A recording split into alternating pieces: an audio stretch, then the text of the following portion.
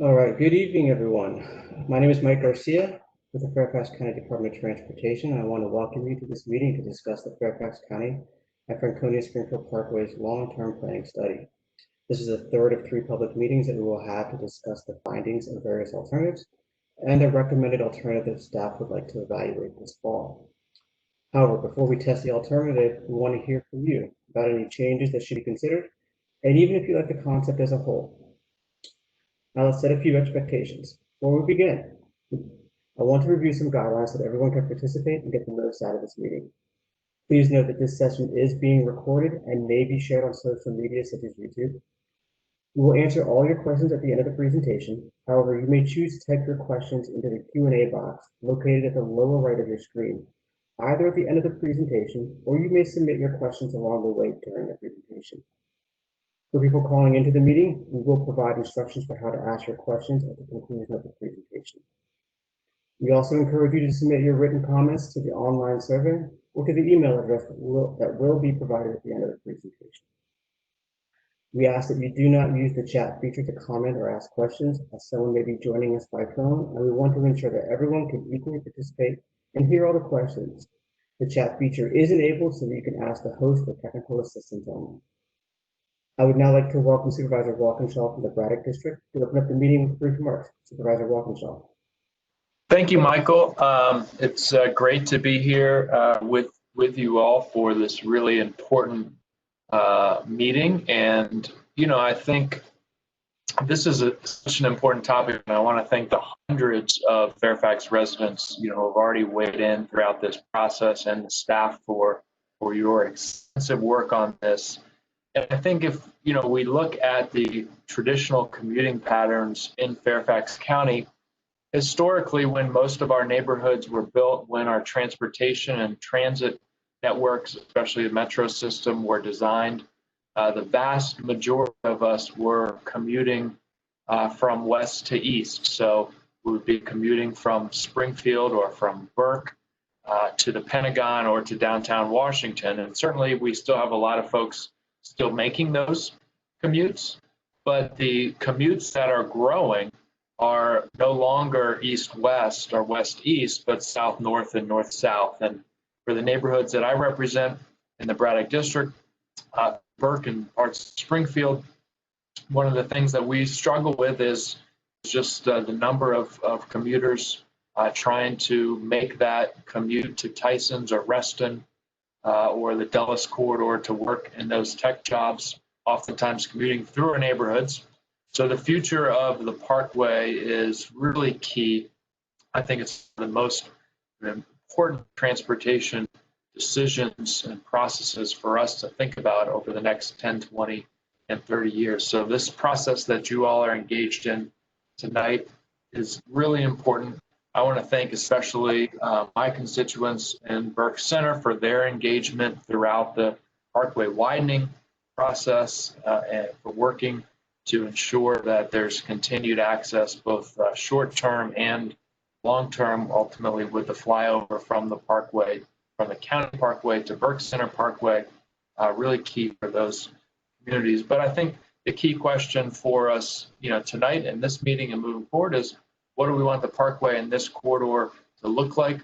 What kind of planning can we do now to ensure that 10, 20, 30, and 40 years from now, we give people other options beyond just a single occupancy vehicle to make the commutes that we know will be growing. So I want to thank everyone for participating and look forward to the meeting. Thank you, Michael. Thank you, Supervisor Walkinshaw. I would like to introduce our next speaker, Tom Bishadny, Director of the Fairfax County Department of Transportation. Tom. Thanks, Mike, and thank you to all of you who've joined us this evening for this presentation and for providing feedback on the Parkway study in the past. This is the third meeting in the third round of public outreach that we've had on the future of the Fairfax County and the Franconia-Springfield Parkways. Based on the feedback that we've received from the community previously, we have put together preliminary recommendations for the Parkway, and Tom Burke, who is our project manager, will be going over those. But the key word in that is preliminary, and part of this evening's presentation and the survey that you will see a link to at the end of the presentation is because we really do want your feedback. The community input that we've had so far has been very helpful in crafting the recommendations that we've reviewed to this point and putting together this preliminary recommendation based on 3 options that you all reviewed during the last round. And so Tom is going to walk through the details. Please feel free to use the Q&A feature to ask questions. We'll have plenty of time to discuss those at the end of the presentation. But more importantly, please go take the survey, provide your feedback, share it with your family, share it with your friends and neighbors, encourage them to take the survey. The more input that we can receive, the better recommendations that we'll be able to make to the Board of Supervisors later this year. So again, Mike, thank you for the opportunity. Thanks for everybody joining this evening. And we are very interested in hearing your feedback at the end of the presentation. And at this point, I want to introduce Tom Burke, who will walk through the presentation. It's about a half an hour. But there's a lot of good information packed into that half hour. Tom? Hey, thanks, Tom. Like said, my name is Thomas Burke. I'm a senior transportation planner with Fairfax County Department of Transportation. I'm here tonight to give you a status update on the Fairfax County Franconia-Springfield Parkways alternatives analysis and long-term planning study. And more specifically, like Tom said, we're here to present our preliminary recommendations because we want to get feedback from you all in an effort to eventually put together final recommendations. Quick agenda, we're going to go over why the study came about, how it impacts the comprehensive plan, how we developed 3 alternatives that we use to help shape our recommendations. We're going to talk about the spring 2019 public outreach effort, which included an online survey. Eventually, we're going to talk about project schedule as well and ways that you can provide public input, including that survey that Tom mentioned. So study background, as many of you are probably aware, the final segment of the Fairfax County Parkway was completed in 2010 from Rolling Road, the Franconia-Springfield Parkway down to I-95. It goes through Fort Belvoir North. After that, a couple years later, several of the board members on our Board of Supervisors asked or requested that staff look at identifying and prioritizing interim and long-term improvements. Basically, there's a lot of improvements out there for the parkways that are pretty old, 20, 30 years, and it's time for a fresh look using fresh tools and data, as well as getting input from people that are out there using the parkways and living by the parkways today. So the long-term improvements are what we're covering in our study, and they're multimodal in nature. They cover things like trails, roadway widening, high occupancy vehicle lanes, interchanges. And I just wanted to note before I go on to the next slide that the comprehensive plan improvements are generally on a 20-year horizon. Some of them can happen sooner, and that's where the prioritization will come in. But many of them are going to be 30+ years out. So please don't take any of these recommendations as things that could occur, in the short term. None of these are going to be short-term improvements. Lastly, based on the results of this study and the final recommendations, it's likely that we would launch a comprehensive plan amendment with the Department of Planning and Development to formally change the comp plan to be consistent with our recommendations. Just a couple notes on some parallel but certainly related efforts. Virginia Department of Transportation and Fairfax County Department of Transportation teamed up to do an existing conditions analysis or a short-term study completed back in 2017. We developed more than 350 interim improvements. That's where the interim improvements come in, that address things like bicycle, pedestrian, safety, operations. Several of those 350 have been completed in the county, and Virginia Department of Transportation continue to work together to get those projects implemented. And then many of you are also aware, Supervisor Walkinshaw mentioned the Parkway widening project from US 29 to Route 123. That has been underway for a while. Virginia DOT had a design public hearing back in December, I believe. So that project is moving forward. We have partial funding for the project that will cover construction costs for the interchange at Pope's Head Road and Shirley Gate Road extension. And that construction is anticipated to begin in early 2023. So before we get too much further, comprehensive plan has been mentioned a few times. Just want to mention that the comprehensive plan is a document that is required by state law for funding. If you want funding, you need to have a comprehensive plan. It's a guide. It's not law. It is a guide for decision making about properties, land uses, and the environment. It's used by the county staff and the public in the planning process. And the map on this slide is the transportation plan map, which is one of the transportation components of the comprehensive plan. It houses all of those long-range improvements that we mentioned earlier. You can, unfortunately, can't see it too clearly, but there's lines that indicate widening. There's circles that indicate interchanges. There's another two plan maps that are called the Bicycle Master Plan and the Trails Master Plan. I'm sorry, the Trails Countywide Trails Plan. Those house things like bicycle facilities and trails. But that's where all of our long-range plans are housed within the comprehensive plan. And please do note that the comprehensive plan, while pretty, there's a lot of improvements and recommendations in the comprehensive plan, it's not financially constrained because it doesn't have a set outer year. It could actually go 50, 60 years into the future before these improvements are ripe for implementation. So study process, you started out with the current comprehensive plan. That's what we set out to evaluate. How does the current comprehensive plan address future growth and community concerns? Once we had an idea of what the future looked like with the current comprehensive plan, and we got some feedback from the public, we developed 3 alternative and unique network concepts, each with its own theme. Because we feel that there's different ways that we can attack these deficiencies and community needs. So we've developed 3 different alternatives to look at or try to address from different angles, with the intent at the end of picking the best from each, creating a hybrid, and that being the final recommendation. So once we do get feedback from you, from the public and from stakeholders through comment period and the online survey, we will finalize our preferred alternative. We'll do our final testing and evaluation using our tools and our models, and we'll make final recommendations to the Board of Supervisors. We're estimating, we have a schedule later, but we're estimating somewhere in the winter, and then we would formally launch a comprehensive plan amendment in order to bring our recommendations together with the comp plan.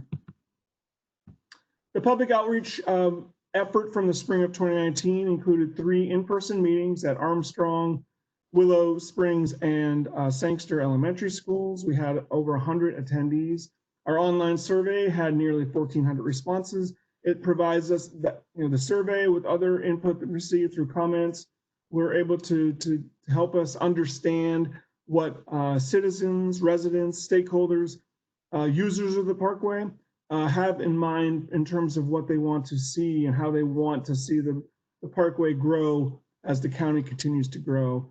And just as a note, you can see on the right side, we broke the Parkways into 5 segments for ease of processing. When we had the surveys, you were allowed to provide general comments for the entire nearly 35 miles, or you provided comments based on the segments. If you were in Reston, you might only have interest in segment 1. If you're in Burke or Springfield, you might only have interest in segment 3, maybe 2. But you had the choice of which segments you could provide input on. The website at the bottom of this slide, which you'll see a couple more times tonight, is the project website on the county website. And you can find full summaries of the spring 2019 public outreach effort, as well as the fall of 2018. As Tom mentioned earlier, this is our 3rd round, and we'll have our 3rd online survey and our 3rd summary summarizing results of the outreach effort. Just a couple key findings from the outreach effort from 2019. There's strong support for trails, and that's in a multitude of ways. Not only do people want to see the trail completed as is. Right now, there's 3 gaps in the trails. You can't go all the way up and down the parkways right now because there's 3 gaps. So there's strong support for filling in those gaps and creating a consistent network of trails that allow you to go from Reston down to Fort Belvoir if you wanted to, or Springfield. And there's also strong support for putting a trail on the opposite side. Right now, it's only on one side. That's the way it's currently planned in the Trails Master Plan. We are in the process of updating the Trails Master Plan as well, and the findings from this effort will feed into that effort. But there was definitely interest in trails being on both sides, so you don't have to unnecessarily cross a 4, 6, or even 8 lane parkway, depending on how wide the parkway does get in different areas. So in addition to that, there was this strong support for widening without HOV, and we'll get into HOV a little bit later as well. But people felt that there was a need to widen beyond the current cross-section of the current number of lanes, but people generally weren't all that interested in HOV, and that's the third bullet is on HOV. We had questions in our surveys about HOV, and the people that did answer them were pretty much pro HOV. They liked the idea of HOV, but there were so few of them, we took it as a lack of interest and thus a lack of support for HOV. And just a couple of fun notes, the zip code map on the right side of the screen, the darker brown and oranges show the higher number of responses from the survey. You can see that the central part of the parkway, the Burke, Springfield, Fairfax Station area, those had the highest number of responses. And then the bar chart on the bottom left shows how as I mentioned, you could provide input on the entire corridor. That was the 701 on the right. But then there's the 5 segments as well. And you can see segment 3, which was from Route 123 to Rolling Road or the Parkway split. That had the most responses of any of those segments in the survey. So how did we develop those concepts that I mentioned, those unique alternative concepts that allowed us to look at solving the issues from different angles? We definitely had input from the public, not only from spring of 2019, but from the fall of 2018 as well. We had a pretty good idea of where people stood. We wanted to address a laundry list of issues, transportation and community issues. We wanted to address congestion. We know there's congestion out there today. It's going to get worse if we don't do anything. We want to address safety, impacts to both properties and the environment, land use compatibility. We want to make sure that we are recommending improvements that make sense for each area. We don't want to make blanket recommendations and assume everyone along the 35 miles want the same thing. So something that might work really well in Reston is not going to work very well in Burke. So that's what we mean by context-sensitive solutions. We want to make sure that we're creating solutions that work for the local communities. And then, so we developed those 3 themes. The first one, we wanted to just kind of say that we know there's a lot of congestion out there today and a lot of additional traffic on its way. What do we have to do to make that traffic flow as well as possible? So to be honest, we did a concept or an alternative where we did a lot of widening, and we made traffic flow as well as we thought we could within reasonable means. Concept 2, we wanted to do because it's the opposite of concept 1. It's where we kept all of the parkways at its current number of lanes, with the exception of the VDOT project from 29 to 123. We did assume that would be widened, but every other segment of the parkway we kept at its current cross-section, current number of lanes. And at the same time, we were also trying to make alternative modes as attractive as possible with concept 2. So we tried to make bike, pedestrian, and transit use as attractive as possible as well. Concept 3 kind of was a unique concept in that there's HOV, high occupancy vehicle recommendations throughout the corridors. Most of the parkways have recommendations for HOV, and we'll get into that on a couple slides. So we wanted to make sure someone at some point thought HOV was good for the parkways, and before we thought about removing those recommendations, we wanted to take our best shot at making HOV as attractive as possible. So we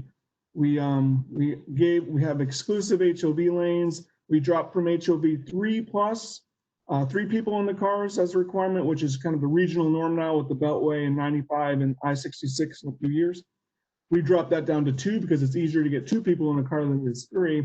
We also created HOV flyovers. There's several bottlenecks up and down the parkways where traffic is bad today and it's going to get worse in the future. We created flyovers where HOV vehicles could pass through those intersections free flow. So we made every attempt to make HOV work as best as possible. And this is pretty much what I was just saying. We widened per the comp plan, but for concept 1, but we did general purpose lanes, not HOV. We made significant improvements at the interchanges of I-95 and Dulles Toll Road, 2 of the more major choke points on the parkways. Concept 2, we kept things as they are. We used transit queue jump lanes. So at those choke points, we put in right turn lanes that are for right turns, but also for buses to potentially get ahead of traffic. They could come down the right turn lane, come to the signal, and then the signal would be smart enough to know there's a bus there, and it would let the bus go before it released the rest of the traffic. So queue jump lanes were explored, and we put trails on both sides of the parkways, regardless of impact, because we want to make sure that bike and ped are addressed. And then concept 3, as I mentioned, everything we could do potentially for HOV. There are graphics of these concepts on the project website, so there's that website again. If you want to go to our website and take a look at what these concepts look like more graphically, you can do that. Concept 1, as you might expect, has better operations than the current comprehensive plan. Our basis of comparison on all of these are to the current comprehensive plan because that's what we are evaluating and updating.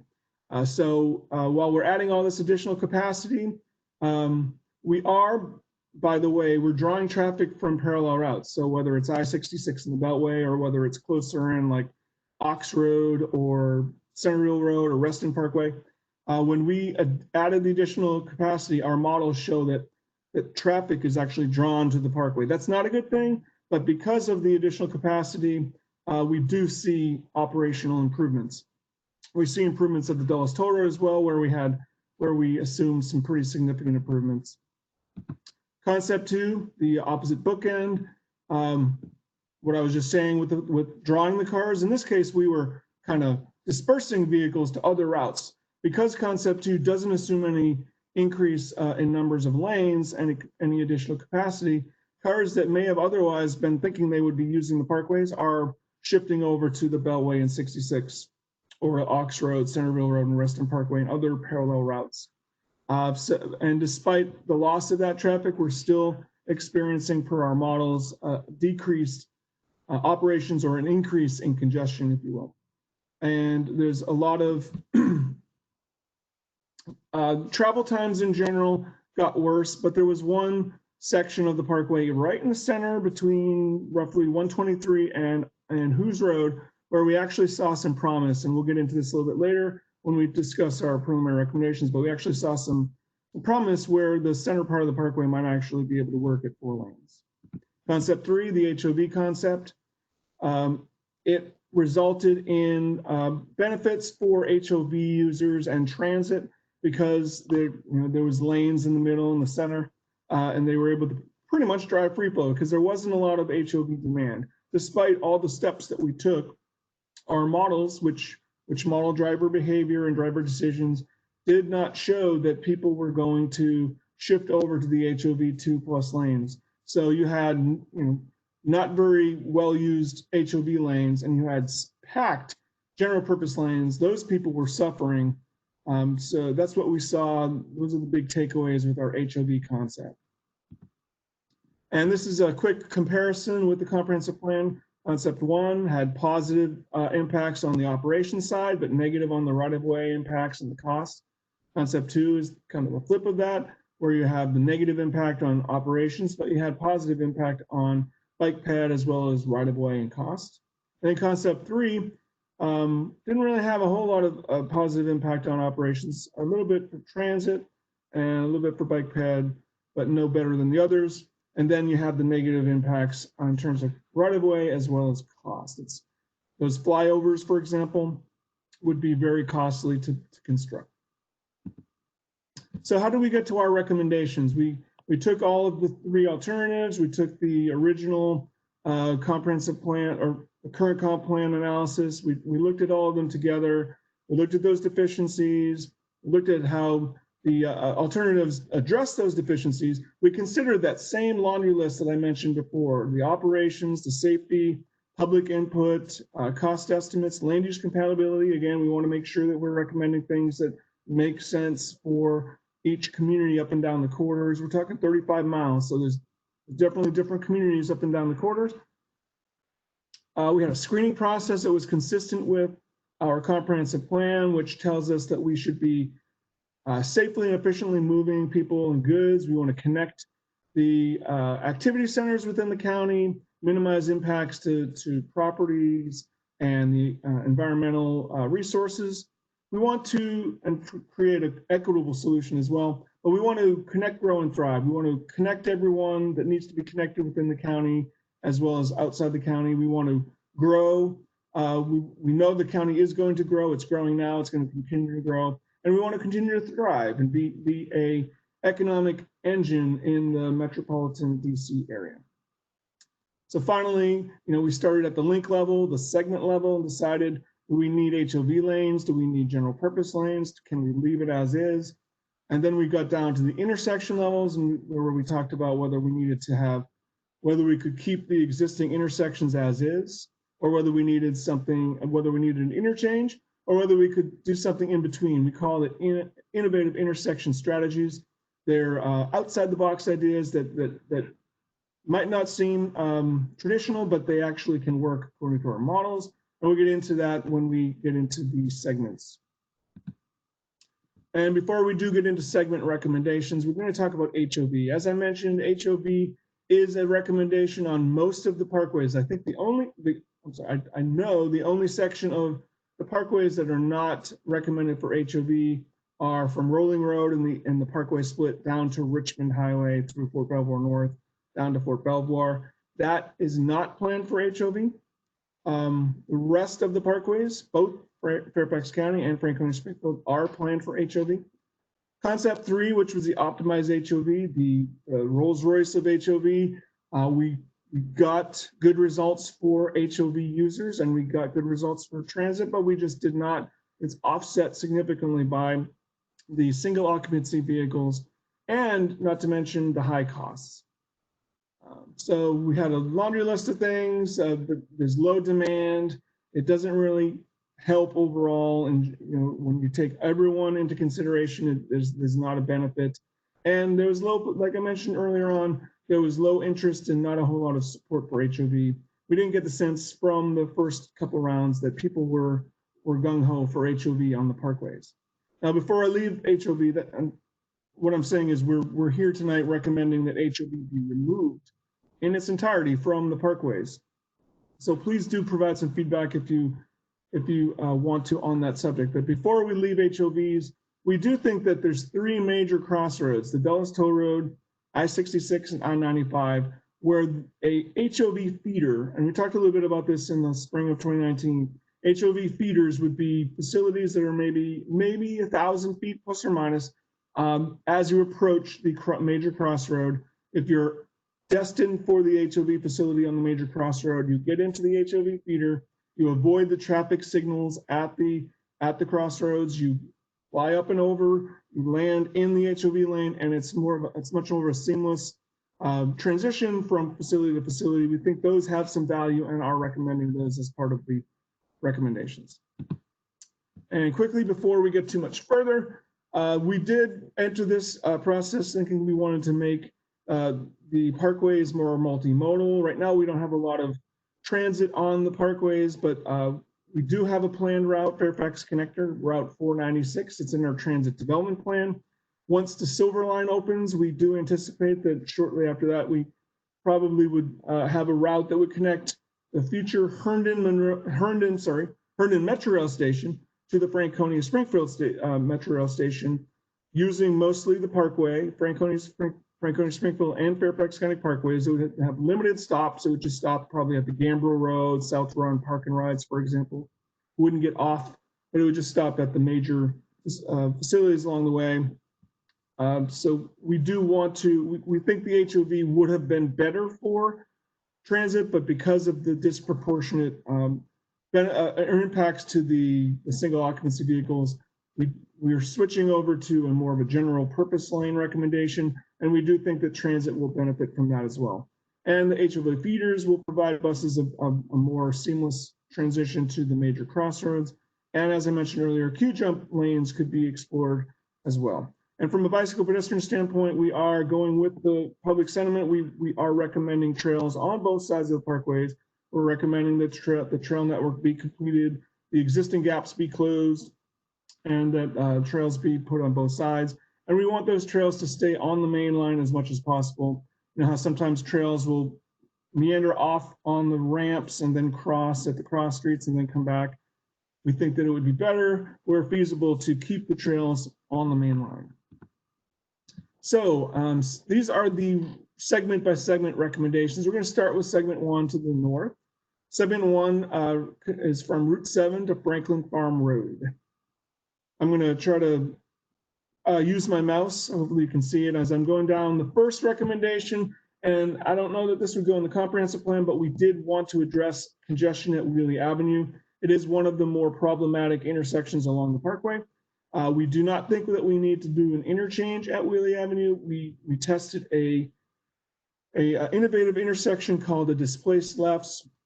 There's a graphic on the lower left of this screen that shows what displaced lefts are. The left turns are basically moved way over to the left before you get to the signal, so that when you get to the signal, you don't have to deal with those lefts. It makes the signal phasing a lot simpler.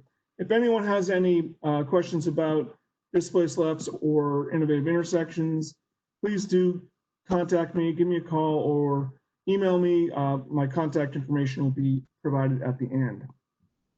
Moving down the corridor from Wheelie Avenue, there is currently a circle on the plan indicating an interchange at Barron Cameron Avenue. And as most of you are aware, Barron Cameron Avenue already has a really nice, relatively recently built single point urban interchange at Barron Cameron Avenue.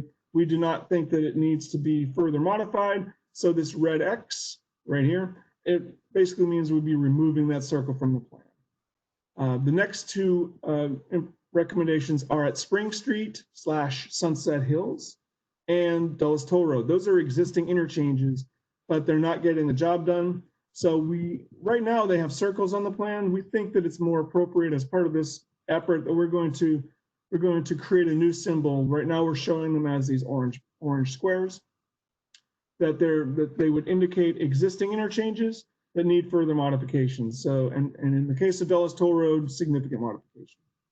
And moving down the corridor at Sunrise Valley Drive, there's an existing circle indicating planned interchange. We think that that should stay. Sunrise Valley Drive is one of the more popular topics when we meet with the public. There's a lot of concern about congestion at Sunrise Valley Drive, as well as bicycle pedestrian safety. So we definitely want to keep an interchange at Sunrise Valley Drive in order to increase or to improve congestion moving into the future. This red X is at the McLaren Road extension. McLaren Road currently does not go further west than Reston Parkway thereabouts, but there's right-of-way in place for an extension at some point when we feel it's ripe and ready for implementation. A roadway would be built, crosses the parkway, and connects west to West Docks Road. There is a circle indicating an interchange on the plan. We actually think that a traffic signal is sufficient. We don't think that demand for McLaren Road extension will be that as great as an interchange would indicate. So we would just remove that circle and assume that a traffic signal would suffice. And then finally at Franklin Farm Road, we did everything that we could to try to make this work at grade and even with innovative intersections, and we were unsuccessful in each attempt. So if any of you are familiar with the parkway in this area, especially in the afternoon peak hour southbound, traffic backs up for miles. I mean, might not be continuous, but there's all the way from Reston down to Franklin Farm and beyond. There's traffic every weekday. Well, there was, I'm sorry, during normal commuting patterns. And the interchange is what we're recommending, but we think that there could be an interchange design. This is an echelon, the bottom center echelon interchange, and this rendering is something that VDOT put together for the Route 7 widening. At one point, they thought that an echelon could work for Route 7 at Barron Cameron Avenue because of the heavy morning peak, southbound morning peak traffic going towards Tyson's and DC. I think they later went with a different recommendation, but we still like this rendering because it shows how well that it could fit into a tight area. We know there's a lot of land uses existing around the around the Franklin Farm Road intersection. There's a church, there's retail, there's daycare centers, and there's residential. And we think an echelon would be a good example. But keep in mind, it's be a good example of how we could fit it in without impacting those properties. But please do keep in mind that we do not identify the interchange type as part of the comprehensive plan update. We would simply put a circle, and at some point in the future, when an interchange is more needed, there'd be an alternatives analysis, there'd be more public outreach. So that's it for segment 1. Segment 2 is from Franklin Farm Road to Route 123. We would maintain 6 lanes like we did for the segment 1 with general purpose, not HOV. Rugby Road is another major bottleneck or choke point along the Parkway where congestion is bad and will get worse. We, again, were able to solve the problem without an interchange. An innovative intersection was tested with success called the quadrant intersection. Bottom center inset.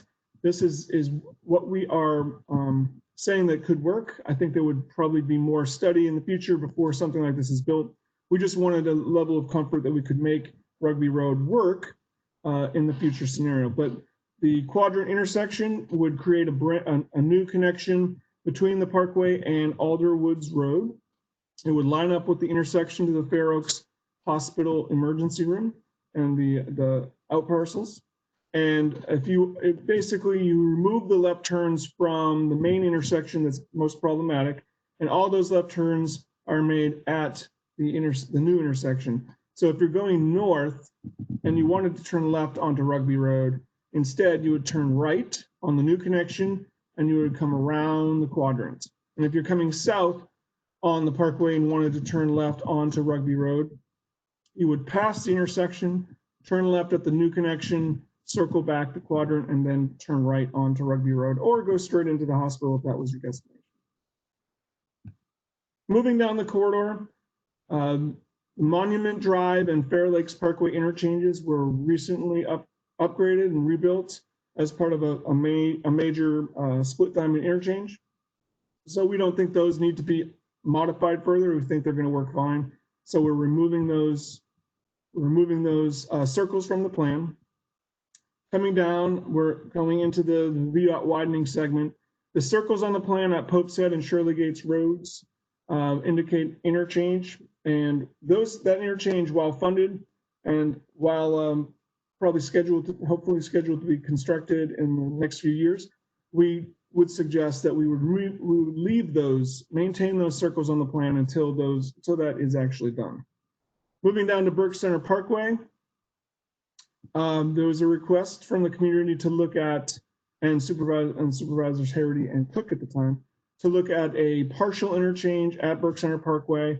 We have looked at it and we think that a southbound flyover to eastbound Burke Center Parkway would be, and that's depicted here in the bottom right corner.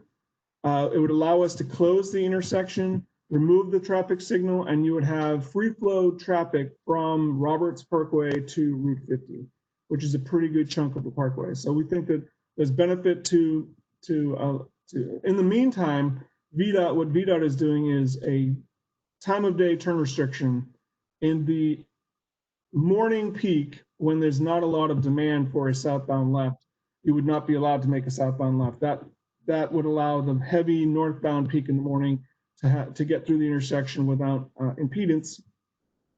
But we actually think that more of a long-term improvement would be this southbound to eastbound flyover.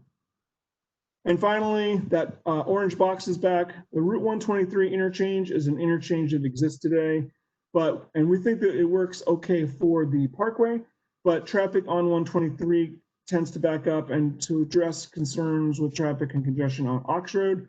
We do think that this orange box needs to stay on the plan so that we can modify the interchange in the future to address congestion on Ox Road. Segment 3 is from Route 123 to Franconia-Springfield Parkway. This is that segment that I mentioned earlier where segment 2, which was the keep everything the same, keep everything 4-6 lanes as it is today. This was the one area where we actually saw some promise for keeping the number of lanes, and in this case, 4 lanes from Route 123 to Hoos Road.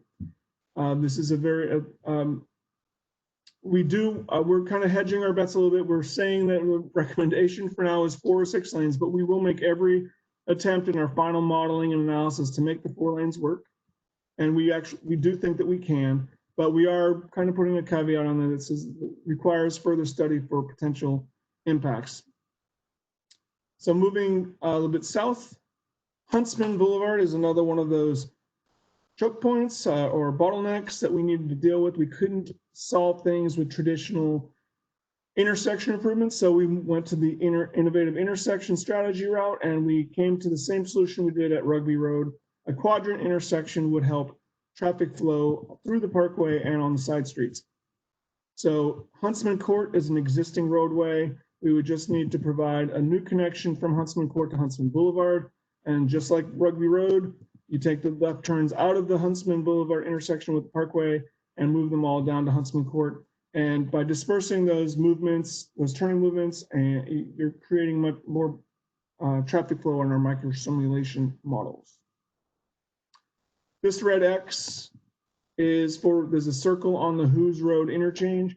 That interchange has been in place for a while. We don't think it needs to be modified, so we are recommending that it be removed from the plan. It's already built.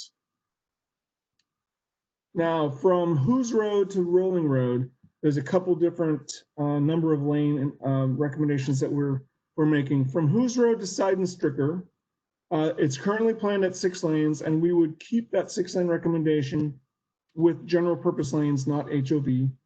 From Seidenstricker Road to Rolling Road, there's currently an 8-lane recommendation with HOV. We're suggesting that we keep it at 6 with no HOV, pretty much how it is today. It's already 6 lanes today, we keep it today. So we're hoping that we can make this 4-lane segment work as existing, as well as this 6-lane. Segment 4 is the segment through Fort Belvoir North down to Fort Belvoir and Richmond Highway. This is the one segment where we actually think that we need to increase the number of lanes. There's already 6 lanes as you come off the Fairfax County Parkway or Franconia-Springfield Parkway and come down through Fort Belvoir North. It's already 6 lanes, but I think when you reach about Barter Road, it drops down to 4 lanes as you're approaching I-95 and Loisdale Road and such. We think that all the way down to John J. Kingman at the gate to Fort Belvoir, we need to increase the recommendation to 6 lanes to make that a continuous 6-lane. There's just a lot of traffic going to Fort Belvoir. Fort Belvoir has the INSCOM and the DLA employers there. They're very large employers with a lot of civilian employees. So there's a lot of traffic to and from that gate via the Parkway. So that is actually creating the need for 6 lanes through that area. And we're actually going to take a closer look from Kingman down to Richmond Highway. That's a really short segment. Do we want to keep that 4 lanes, or do we want to just make it 6 lanes all the way? We're going to kind of hash that out when we do our final recommendations, final modeling and analysis, that is.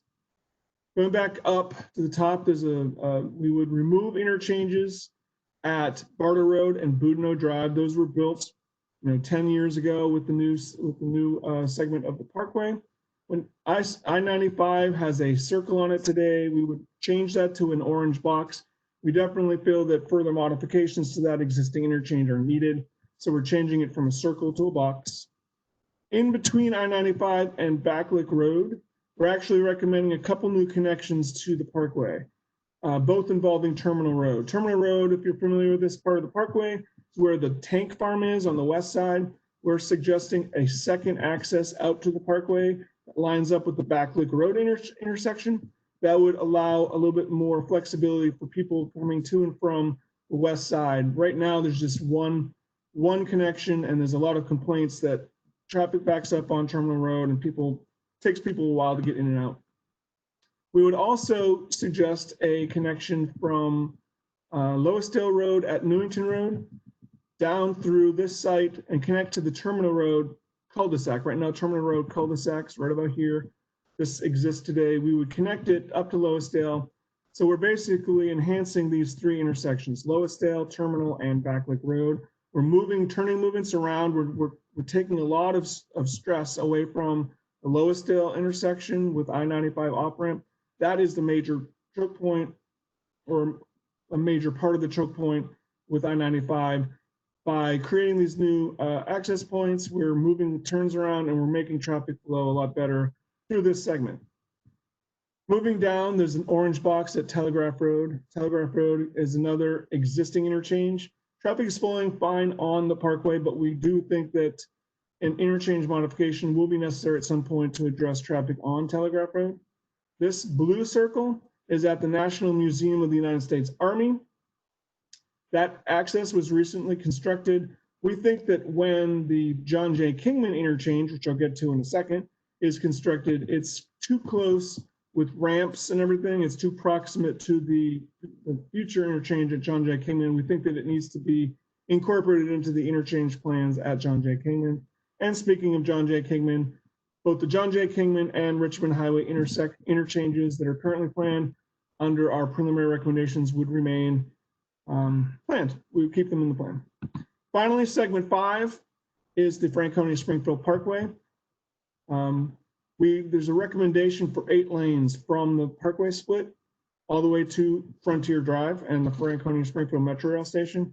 We're suggesting that that be lowered to 6 lanes and basically keep the existing 6-lane cross-section that's out there today with no HOV. This orange box is the existing interchange at Franconia-Springfield Parkway and Fairfax County Parkway. We do think that that existing interchange will need some further modification. As we move east, there's currently a planned interchange at an extension of Hampton Creek Way, which is around the Green Springs retirement community. We think that that interchange will be needed, whether it's at this extended roadway extension or at Bonnie Mill Lane where the current traffic signal is. Either way, that's something that could be studied in the future, but we think the circle for the interchange should remain on the plan. I-95 currently has a half circle partial interchange symbol. We think more appropriately it should be an orange box that indicates the existing interchange needs further modification. And the most popular discussion on that would be connections to the general purpose lanes. Right now, that interchange only provides connections to the express lanes on I-95. It would be great if you could also access the general purpose lanes at this interchange. So we're keeping an orange box there to indicate that future modifications are necessary. And then as you get to the end of the Franconia-Springfield Parkway at Beulah Street, there's a currently planned interchange there. We have tried at-grade solutions. The county has been trying for a while. It's a very tough intersection with a lot of turning movements in many different directions. So at least at this point in time, we would suggest that that circle remain in the plan, indicating a interchange stay in the plan. When you look at our preliminary recommendations, that was a lot to absorb, and it seems like we were recommending a lot of different things, but when you compare it to our current plan, it's not all that different, and it might actually be better in certain areas. When you look at full interchanges, there's 7 in each of them. We dropped the McLaren Road interchange and added the Franklin Farm interchange. New partial interchanges, there's just 1 with our preliminary recommendations. That's at the Burke Center Parkway. And new interchange modifications, there's just the 1 at Route 123. All the other interchange modifications remain interchange modifications. Then the positive with our preliminary recommendation is we are actually suggesting a lower amount of widening on the parkways. From 22 current miles planned in the current plan, we would drop that to 16. We would have the HOV feeders, which would be new. And this is a really good one because the trails are going on both sides of the parkway instead of just one side. The 5 miles represents the plugging those 3 gaps. Well, if we do trails on both sides, we'd have that 5 plus 35 more. So we have a big increase in trail miles, a decrease in roadway widening. We looked at planning level cost estimates for both the current plan and preliminary recommendations, and they're really close, too close to call. They're both about $2 billion in total. And remember, it's not cost constrained, and there's no real time limit on when these would be done. That's why $2 billion might jump out at you, but it's actually not that bad. Project schedule. So we're here today providing you our preliminary recommendations. We want you to provide us feedback in a number of different ways, and we'll get into the different ways when we get to a couple slides later. One of the main ways would be through our survey. We're going to finalize and evaluate a preferred alternative based on your input. We're going to finalize recommendations and the final report, bring that to the Board of Supervisors in the winter of 2021 with the hopes that we would get board endorsement. And if we do get that board endorsement, based on the results of our final recommendations, we would initiate a comprehensive plan amendment in order to bring the comp plan consistent with those recommendations. Online survey. This is a great opportunity for you to get out there. And believe it or not, we're going to provide you with an opportunity to comment on each and every single one of these recommendations. Our survey is designed in a way that you can provide comments on all of the preliminary recommendations or just a few. That's your choice. There's also text boxes if you want to. If our circle answers aren't sufficient, you can go to the box and put in whatever text that you want, and we'll record any comment or question that you have. The survey is, again, on our project website, which is here again. There's a link on our project website. So just go to our project website, scroll down just a little bit. I don't think it's down too far. There's some bold text that says, come here to take the survey. And we're keeping that survey open until August 31st. And before I leave you, I'm just going to go over a couple more ways. This is my contact information. Please feel free to reach out to me. You can give me a call. You can send me an email. You can send me mail if you want. You can also provide comments through the project website. You can take our survey through the project website. Any and all of these methods are more than welcome. If you have any questions in general, please do send me an email or give me a call. And we're taking comments and survey responses through, again, Monday, August 31st. With that, I'm going to give it back to Mike and open it up for questions. All right, thank you, Tom. Just want to remind everyone, this is a long-term planning study. None of these recommendations are moving forward to construction anytime soon. Obviously, we do want your comments. So now we want to open up the meeting for questions and comments. Please use the Q&A function to type your question for myself to read aloud. This feature is located at the bottom right of your screen. Please make sure questions go to all panelists when you do so. We ask that you do not use the chat feature to comment or ask questions, as someone may be joining us by phone. We want to ensure that everyone can participate equally and hear all questions. We will answer all submitted questions first before taking phone questions. If you are joining us by phone, please push *3 to raise your hand to ask a question. When it is your turn, the moderator, I will call on you to ask your question. After you are finished, please push *3 to unraise your hand. If you are calling and you are looking at the presentation on a computer, please move away from your computer to ask your question. There is feedback when this happens, so please don't do that. After you've asked your question, the host will mute you and put you back into the queue so that we can get to all questions. Again, if you're calling in by phone, please push *3 to raise your hand. I will call on you, and then you can ask your question, and then you push *3 to unraise your hand, and you will be muted and put back into the queue. Depending on the amount of questions, we may not be able to address them all tonight. However, we will respond to all questions, and all the questions and answers for today's presentation will be posted on the website. So with that, I'll go to the questions in the bottom right corner. You can see them over here, and I'll direct them to the appropriate staff to answer.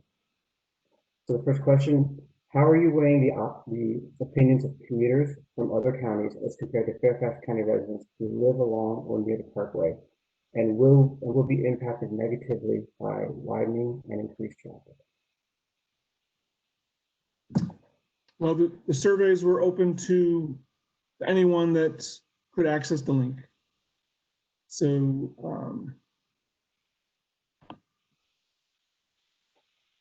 at this point, we're not separating in any way.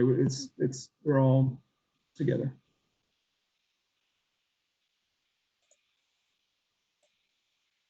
Okay. Was additional multimodal options considered, such as bus rapid transit or light rail, to connect with Metro Rail? Well, we had an effort before this study where we did look at potential high quality transit in the Parkway corridor. Unfortunately, due to low densities, generally the Parkways, other than Reston and Fair Oaks, there are points where there's high density, but more often than not, there's low density, and that's generally not a good thing for rail or even exclusive transitway type modes. We do think that express bus and other rubber tire bus options have potential in the corridor. And we did look at the different options. We did, like I said, we looked at HOV very heavily. We understood the benefit for HOV, but the additional general purpose lanes we think will also benefit buses, as well as things like queue jumpers and HOV feeders. Okay. What statistics exist regarding use of the current trails? I travel the Parkway frequently and rarely see many pedestrians or bicyclists. What justification exists to provide trails on both sides of the Parkway? I think we're always trying to improve the multimodal nature of a lot of our transportation facilities. And the Fairfax County Parkway is one of the more important facilities in the county because it's our major north-south and kind of radial facilities. And it connects to the Washington Old Dominion Trail. It connects to, it's going to connect to the 66 Trail and a lot of other major regional trail facilities. So based on county staff opinions, as well as heavy support from the public, we do think that trails on both sides are the way to go. Tom, this is Tom Bescheidnik. I want to weigh in just briefly on that question as well. I think it also depends on where you are on the Parkway. I think there are some parts of the Parkway that have a lot more residential, and so there may be a lot more frequent use by bikes and pedestrians than other parts of the Parkway that might be much more suburban style land uses along the Parkway. So I think it does vary where you are on the Parkway, how much use it gets. I would say that we have heard throughout the process, though, that there is a strong interest in upgrading the bike and pedestrian facilities along the Parkway.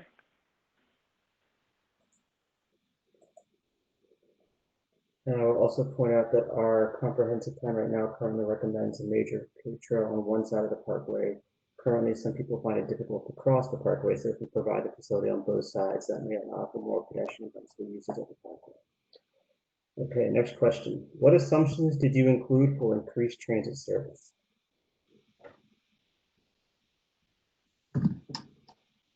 Our travel demand model has transit as an input, and we had the route, the 496 route from Herndon down to Franconia-Springfield. To be honest, though, we weren't as focused on creating high ridership routes. We were just making sure that wasn't really part of our scope. We were just making sure that transit, when or if it becomes more viable in the corridor, and we do think it will shortly. Like I said, we have the planned route. We're just making sure that transit would be accommodated and not overly burdened because of congestion and other factors.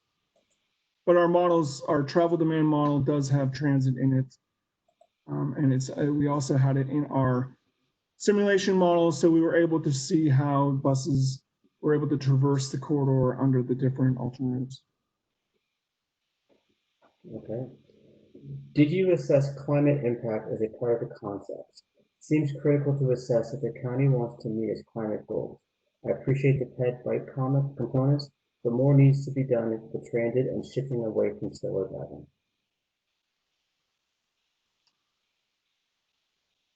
Climate.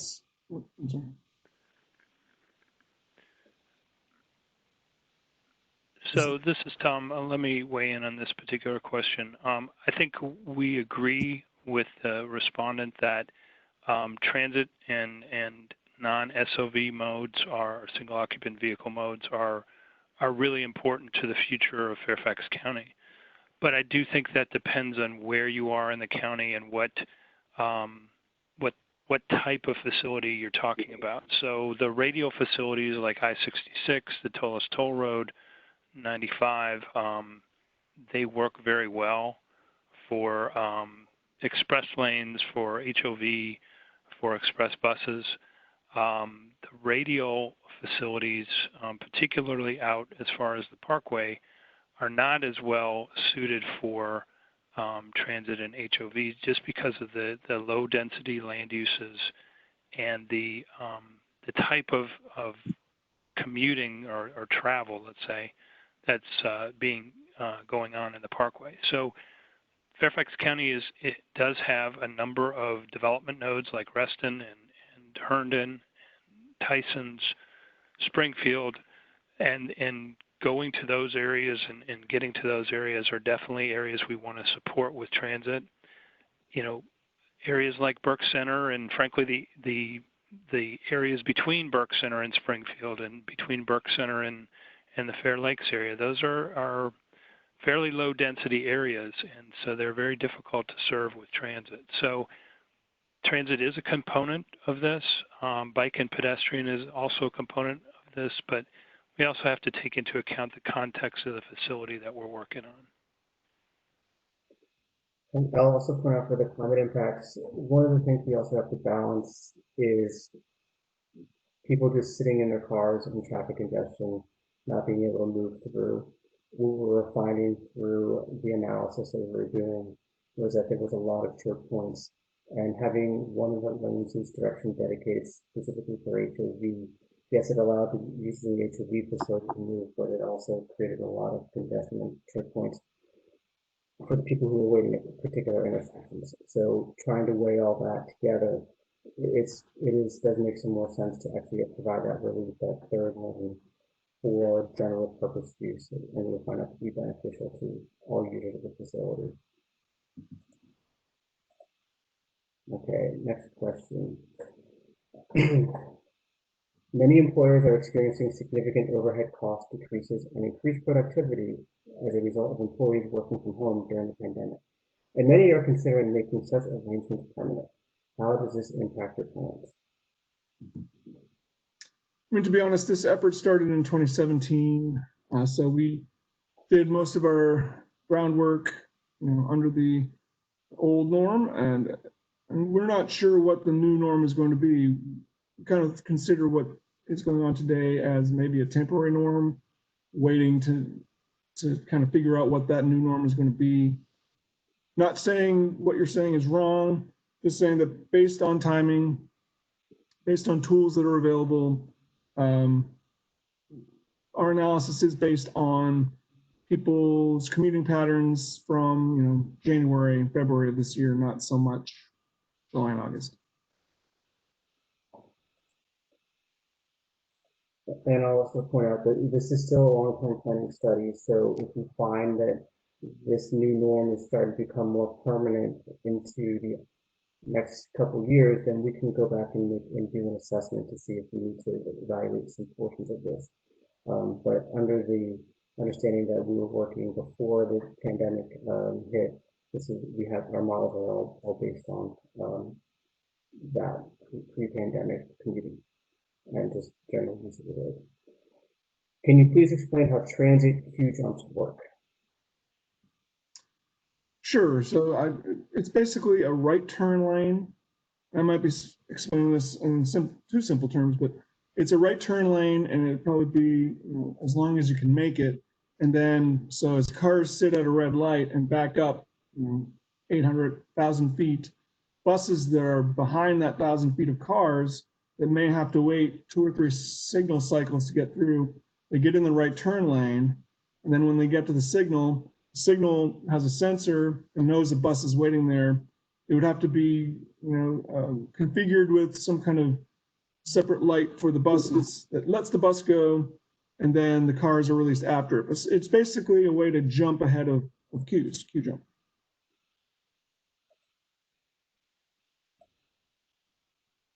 Okay.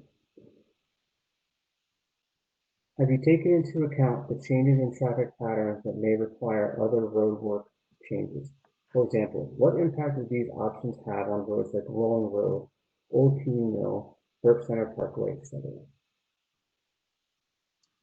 So the focus of our analysis was on Fairfax County and Franconia-Springfield Parkways. We did look at the crossroads. We looked at operations on the crossroads, and our simulation models did look, at least one traffic signal to the east and west or north and south, depending on where you are.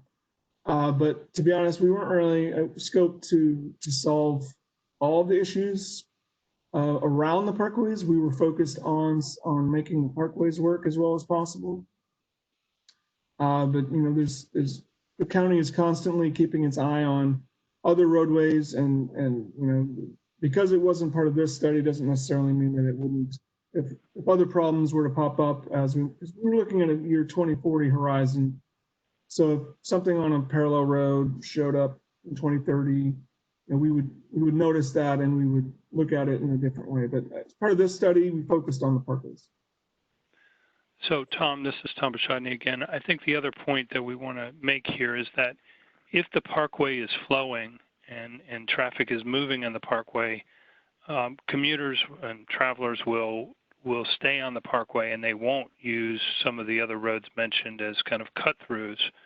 So that is one of the reasons that making improvements on the parkway is important, because it does pull traffic out of the neighborhoods. Without the improvements on the parkway, it's more likely that people will want to use some of these adjacent roads to travel versus the high quality facility of the parkway.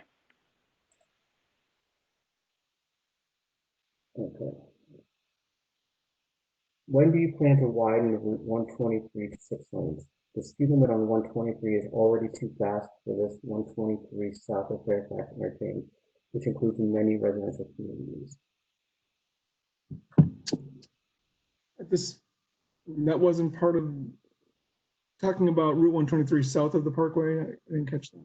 Yes. So when do you plan to widen Route 123 to 6 lanes? The speed limit on 123 is already too fast for 123 south of Fairfax County Parkway interchange, which includes many residential communities. The widening is in our comprehensive plan, and I believe it. I'm not sure if it's in our unfunded project lists. This is Tom. It is not part of our transportation priority plan, which is essentially the next 6 years. So at this point, there is no plan or schedule to widen Route 123 south of the Parkway. As Tom Burke mentioned, it is part of the comprehensive plan, so certainly it could be done at some point in the future. It is part of, it is envisioned that it would be done at some point, but there's no funding or schedule that's been established for that project.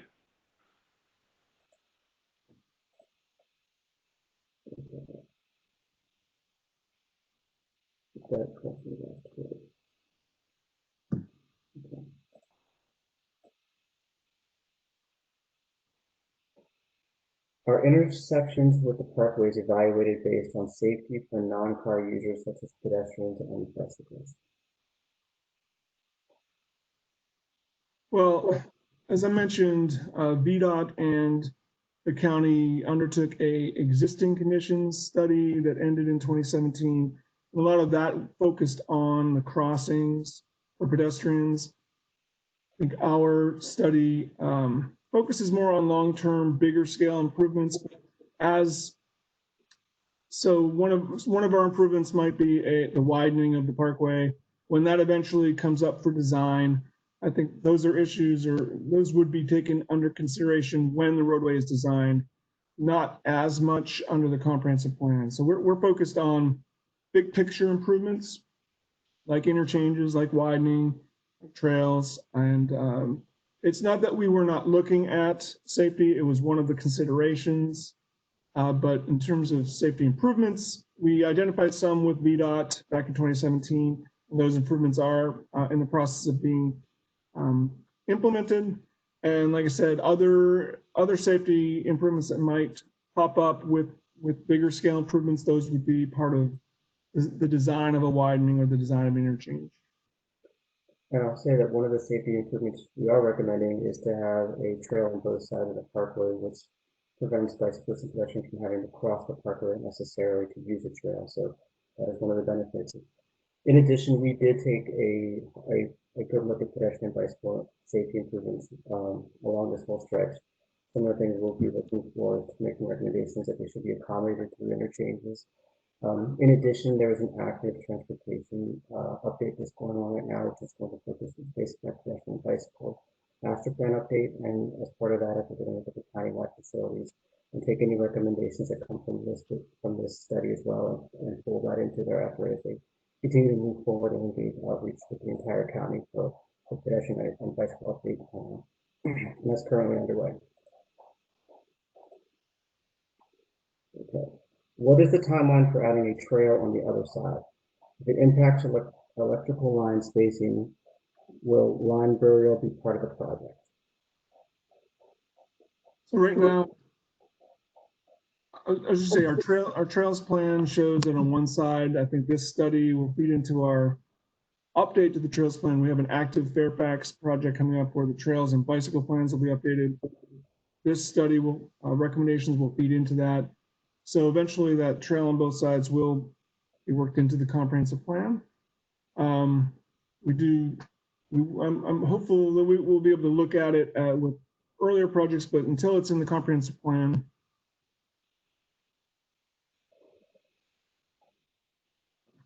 In addition to that, the details of whether or not electrical lines are buried or not would be looked at the time that the specific project to add the additional trail on the other side was in design and was funded. So that's not a question we could answer today.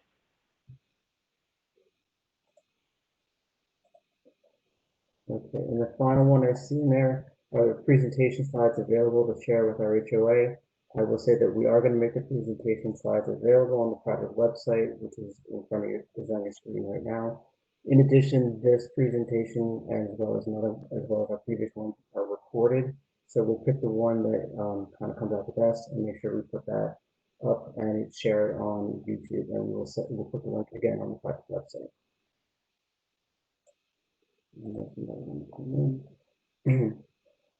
One participant mentioned the speed limit on 123.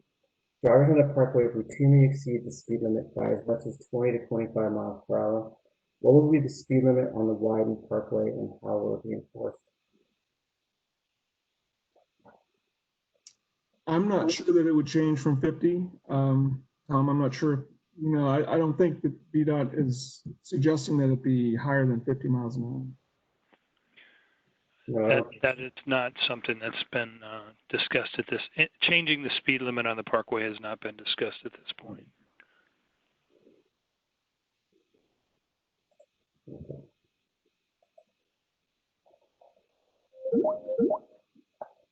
That is all the questions I see in the Q&A. I don't see anybody calling on the phone that needs to ask a question. What we will do is we will make sure to wait for another 2 to 3 minutes, maybe 4. See if any of the questions come in. So we'll keep it going. Okay.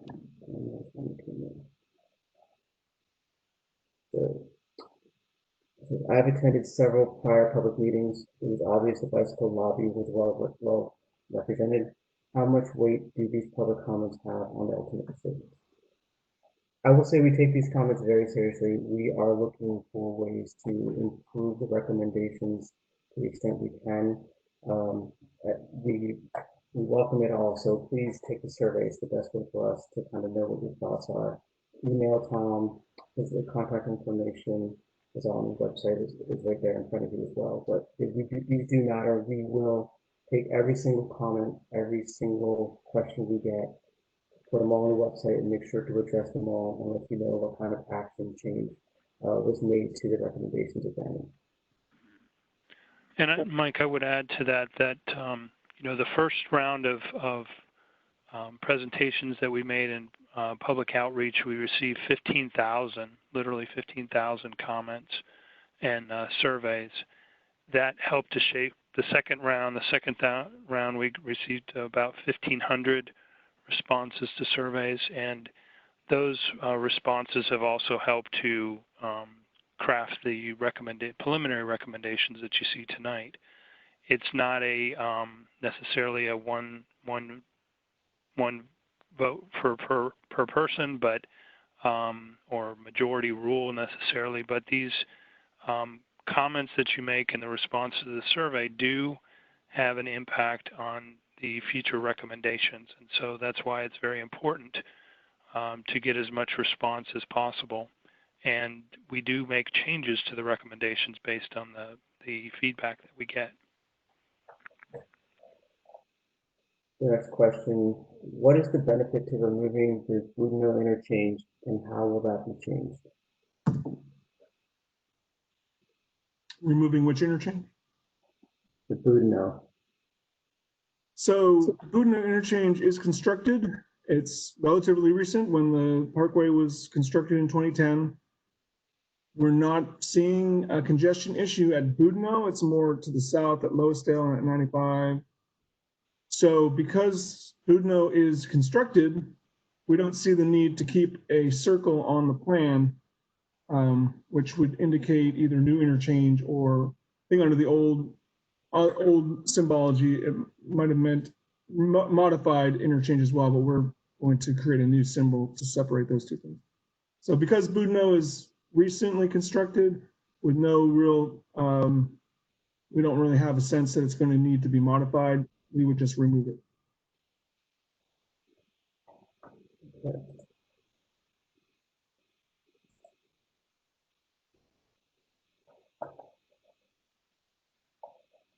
So we'll wait, we'll definitely stay on for a few more minutes. If any questions keep coming in, we'll continue to stay to be on. So what I do want to let everyone know is that, again, we are going to post tonight's presentation. It will be at the county website, project website. You can see on the screen, Fairfax County Parkway. If you didn't get a chance to provide feedback or you don't feel comfortable providing your comments in this form, please take the survey, please email Tom, and his contact information on the screen. We want to hear from everyone. We want to hear, even if you like the concept, we would love to hear that too. So not just change, whether you support something. You can also email Tom, or you can mail us in any sort of comments you have. Again, I'll address up there. We'll just wait for another few minutes, and if we don't have to hear any more questions or comments come in, we will go ahead and end the meeting early.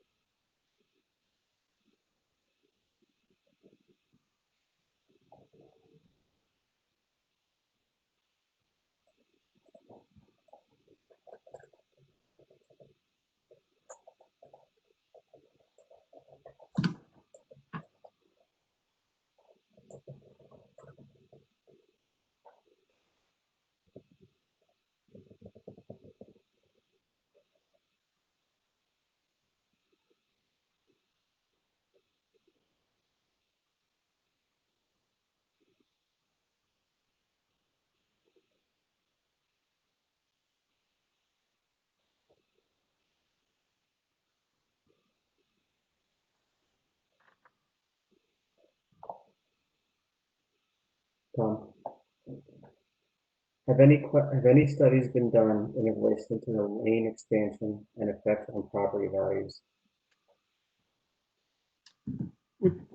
It's not something that we would do with the comprehensive plan or at this high level. We're looking at the year 2040. We don't know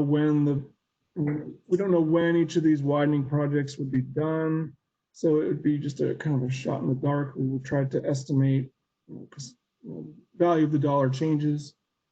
But I mean, big picture, we generally do not look at, or we do not look at those property value assessments at the comprehensive plan level.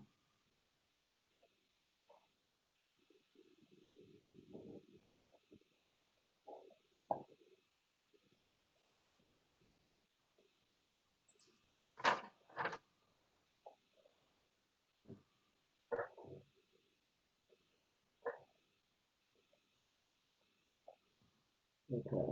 Let's see. Adding a second trail is baked into 2 of the 3 concepts.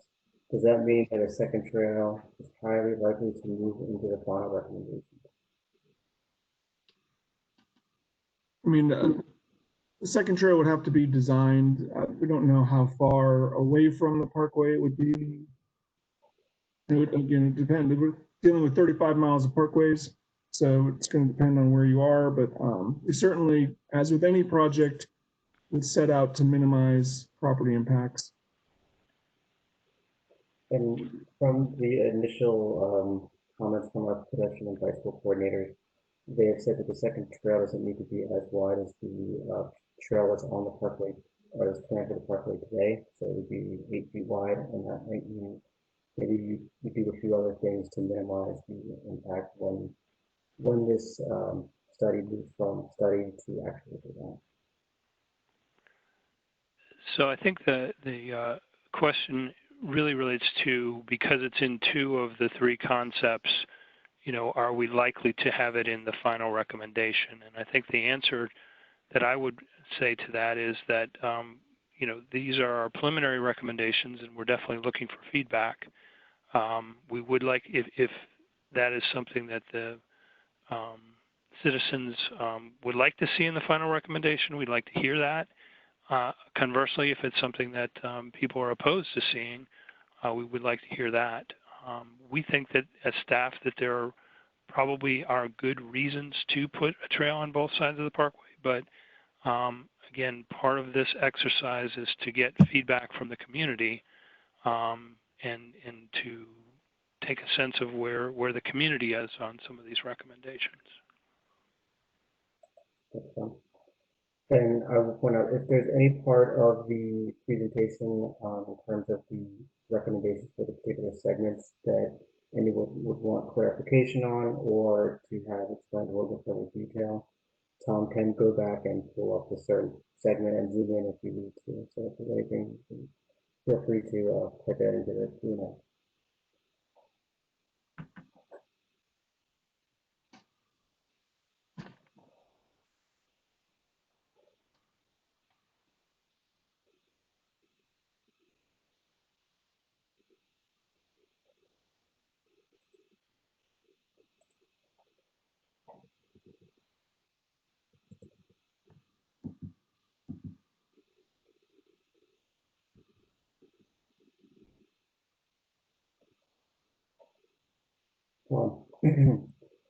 For additional express buses that were mentioned, has Metrobus confirmed they can and will support?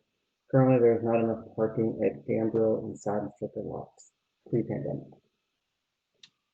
The planned route is Fairfax Connector. It's not Metrobus. I'm not sure that we would bring Metrobus into the equation. At least the first step would probably be this Route 496 that Fairfax Connector would start. In terms of capacity at the park and ride lots, that may be something that would need to be addressed, if it could be addressed. But to answer the question, Metro has not been brought into the discussion at this point. But it is good feedback, and we will make sure to take it to our connector folks who can look at that issue, hopefully post-pandemic and as normal, but new normal, so old normalcy. Okay. Next question. Has the interchange design proposed for Huntsman been implemented anywhere in the local area that we can evaluate what it's like? Same question, queue jumping for buses. So Tom, can you go to Huntsman?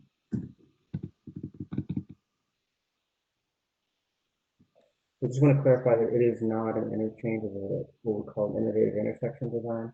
So Tom's going to zoom in on it so we can kind of see it a little easier. And I will say for folks participating, once Tom zooms in, if you zoom a little bit more, there's a zoom in feature on the left side of your screen. If you kind of hover, there's a squiggly line, a magnifying with the plus, and a magnifying with the negative. So if you put on the magnifying with the plus, and that'll zoom in if you need a little bit more. Yeah, Tom. Have the magnifying glass. Not Tom, it's for the public. Oh, okay, sorry. Yeah. So yeah, the quadrant intersection, I'm not sure has been implemented in the area. And Can you just explain a little bit more for them just so they can get an understanding of kind of how turning movement is supposed to work? yeah, so the main point of the quadrant intersection is to remove left turns from the problematic intersection. So Huntsman Boulevard is where traffic is backing up. And a lot of that is because of the high number of left turns. So what if we were able to remove those left turns and disperse them a little bit differently? So you create this new quadrant connection. If you're going southbound and you wanted to turn left on Huntsman, you instead would go past Huntsman, turn on Huntsman Court. If you're going to the Giant Plaza, there would probably be some kind of access point on the quadrant into the plaza, but otherwise you would go up to a new intersection and turn right, and then you go on your way. We really don't think that that is a major diversion that would add a lot of travel time. Similarly, if you're coming from the south and wanted to turn left into the residential area here, you would turn right on Huntsman Court, go around the quadrant, turn left, then go straight through. Again, I'm not sure if we have examples, at least locally, but there are examples out there, and on our models, we're confident in our simulation models that they can take the different characteristics into account and provide us an assessment of how it would perform. Huge uppers, again, I'm not sure that we're employing those or applying those anywhere, but I'm sure they are being applied at some place. We can look into examples. And they are being used in the region, so we can provide an actual specific example. So we can't, if we're not having one specific in Fairfax County, it is being used in neighboring jurisdictions. And it is something that we've considered for a lot of the other kind of transit service where we need to make transit a little bit more attractive for the riders. I think that the Metroway in Arlington and Alexandria and the Crystal City area does use queue jumpers in at least a portion of the Metroway. We can definitely look into it. I can give you a specific example of one in nearby jurisdiction that we'll provide. When we provide the answer to this, we'll provide the intersection just so that you all can go see it and see what it looks like. Okay, Tom, with Huntsman, why does moving the left turn down a little bit help traffic? Won't just move the backup down to the other new light and create the same issues? So right now, there's just the one problematic intersection. If you create the second intersection to handle those left turns, instead of everything happening here, now you've got the throughs and rights happening here, and you've got the lefts or the would-be lefts happening here. You're spreading them out so that instead of one intersection getting bogged down, you've got a pair of intersections working in concert with each other. The two signals would probably be on the same controller, so they'd be they'd be communicating with each other so that the lights are where they should be, to prevent cars from backing up. But to answer the question, instead of all turning movements being made here at the main intersection, basically spreading the turns out a little bit and simplifying the signal phasing at the main intersection. Yeah, so when Huntsman Boulevard and the Parkway has basically 12 phases for the signal, what we can do is remove phases out of the signal and have it be 10 phases. And that allows it to pick up more green time that gets distributed onto the other movements.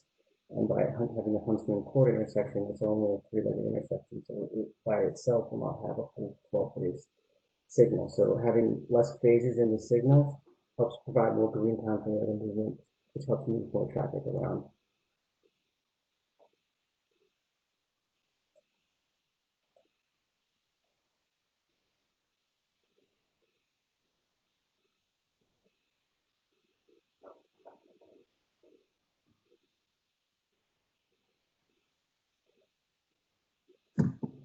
Tom, can you go back to your last slide?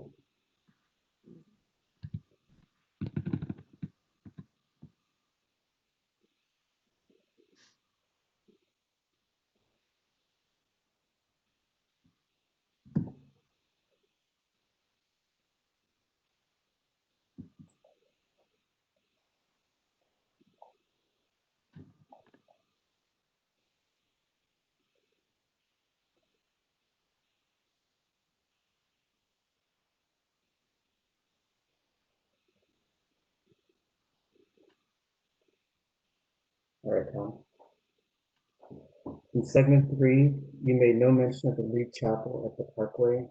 I'm aware Reed Chapel is planned to be widened further, increasing the shortcuts between Fairfax County Parkway and 123. Traffic now makes it difficult to maneuver in and out of South Lawn development. Any plan? So can we go back to segment 3, and I'll read the question again so that way we can digest it. Okay. Maybe we can zoom in if we can a little bit.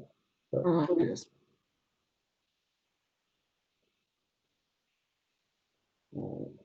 it's a little blurry, but we'll do this. We'll do what we can with it. So, okay, so in segment 3, you made no mention of Reed Chapel at the Parkway.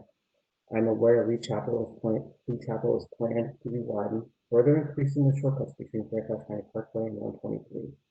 Traffic now makes it difficult to maneuver in and out of South Lawn development. Any plans? Well, the base for all of our alternatives is the current comp plan, and the current comp plan shows the widening. So I think the widening would have been accounted for, and that in turn affects how traffic flows, or traffic is forecasted and flows through Lee Chapel and the Parkway. So our models are equipped to look at or handle those types of inputs.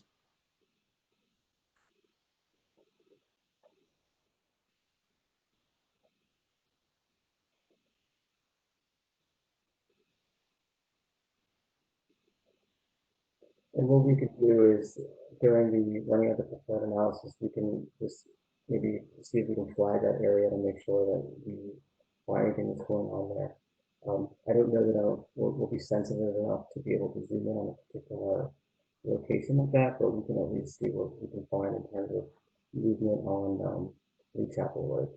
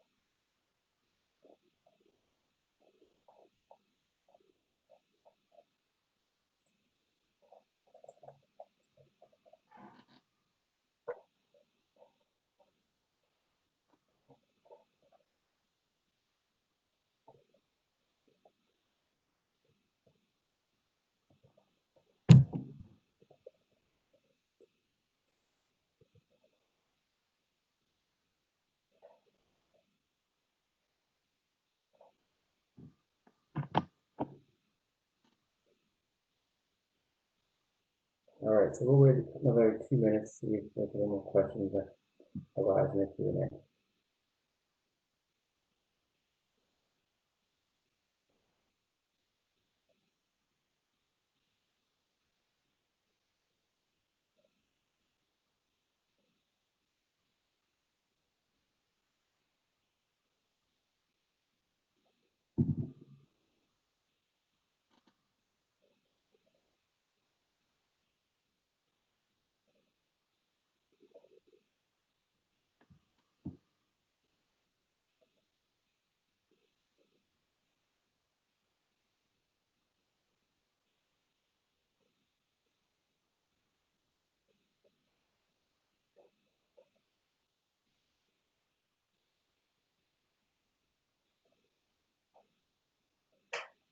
All right, everyone, I just want to remind you of the way that you can submit your comments through the information on the screen. Please visit the project website, take the survey.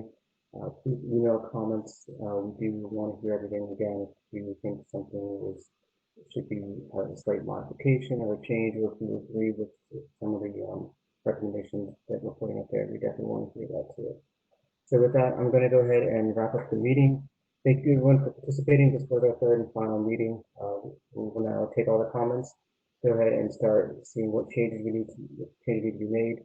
We will go ahead and run the model and come up with a proposed recommendation that we will submit to the Board of Supervisors for endorsement. We will take all the questions and comments that have been delivered to us during the 3 rounds of public meetings, including any questions we received by August 31st in person to the project website, along with our responses. So again, thank you very much everyone participating. Have a good evening.